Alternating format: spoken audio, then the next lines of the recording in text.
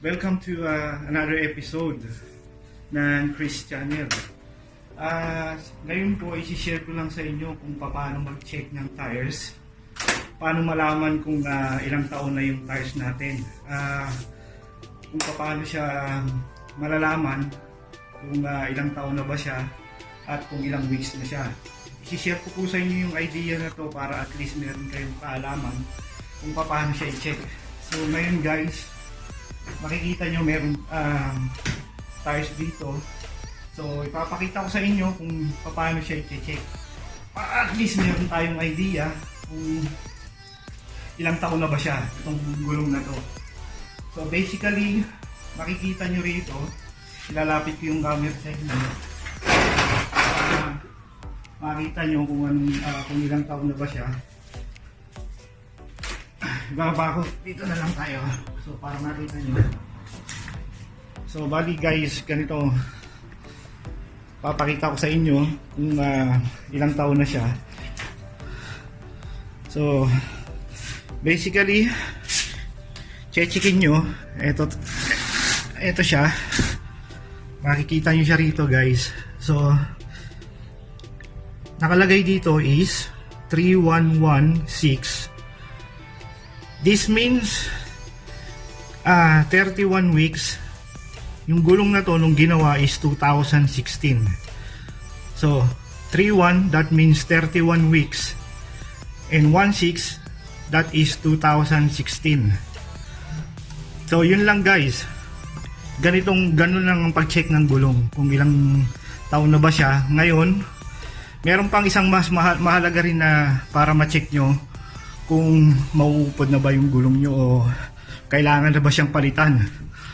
So kukuha tayo ng isang gulong para malaman nyo kung ilang taon na yung gulong na to. Ay, kung pwede na palitin na ba yung gulong na nakakabit dun sa ano nyo. Kasi importante rin to guys para laging safety. Alam nyo naman yung gulong, nahandyan ang buhay ng sasakyan. So kapag nag-malfunction ng gulong, so maaari tayong maaksidente at yun nga, pahamak pa ng buhay natin. So dito po malalaman nyo kung yung gulong nyo ba ay mapapalitan na, kung pwede nang palitan siya, kung palitin na ba o hindi. So i-check nyo lang po itong indicator na to. Bali ito, makikita nyo siya dyan. Ito. So itong gulong po na to is bago lang siya. So bali itong gulong na to, ang year niya is 3719. So that means 37 weeks 2019. So itong gulong na to is last year lang. Last year lang siya. So yung indicator niya rito, yung sa thread indicator, itong linya na to, nakikita nyo, yan po yun. So ito, ibig sabihin nito makapal pa.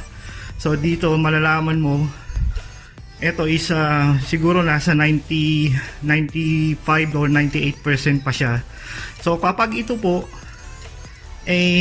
pumantay na dito sa mismong thread nya, yun po yung indicator na kailangan nyo nang palitan yung gulong nyo. So kasi doon po siya nagbabase na upod na yung gulong nyo at kailangan nyo ng palitan. Hindi po dito sa thread na to, itong pinaka thread na to, hindi nyo po dyan titignan. Dito po bali sa indicator na to, itong guhit na to. At isa pa po guys, ito pa, bali malalaman nyo yung gulong kung ano ba siya, kakabit nyo ba siya sa left front, or paano nyo siya malalaman kung nasa tamang ano ba siya, thread ng kain ng gulong pag gumaandar. So kung nasa left ba or nasa right siya. So madali lang din pong i-check yun. Makikita nyo meron pong rotation yung gulong. So yung gulong po na ito, ang rotation niya is papunta po rito yung thread. So kapag mali po kasi yung thread na na ilagay nyo sa dun sa halimbawa po yung kaliwang gulong na ilagay nyo sa kanan, so baligtad po yung kain ng gulong nung thread niya, so mabilis po siyang mauupod.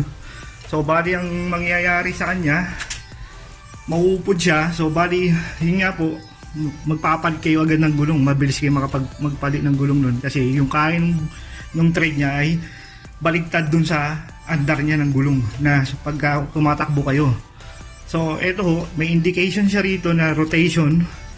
So itong gulong po na to, it means kakabit nyo siya sa may right hand side. So sa passenger, either passenger o sa back po, pwede po siya. So never po kayong magkakabit ng gulong na nasa kaliwa siya. So yun lang po guys. Sana po may natutunan tayo dito ngayon. So napakasimpleng video lang po yung pinakita ko sa inyo ngayon. So hopefully po ma-check nyo yung mga gulong nyo rin na sa mga sasakyan nyo na malaman nyo kung tama ba siya or hindi. So sana guys may natutunan tayo ngayon sa channel ni Chris Channel. So see you guys on my next vlog. Thank you.